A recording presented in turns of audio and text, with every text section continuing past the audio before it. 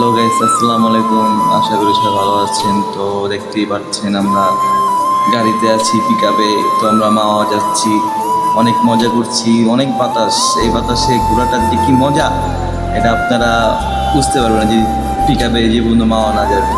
তো আমাদের সাথে আসছে মুন্না ভাই, আমাদের সাথে আসছে সাগর, তারপরে আমাদের সাথে আরও অনেকজনই আসছে, ভিতরে আসছে।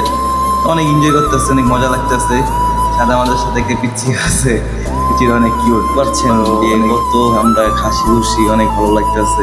তো ভিডিও করার কোনো ইচ্ছে ছিল না, তো বাতাসটা দেখে অনেক ভালো লাগতেছে, এই জন্য আর কি সবাই মিলে একটা ভিডিও করলাম। যেতেছি একটা জায়গায়, না ভিডিও করলে হয় বলেন?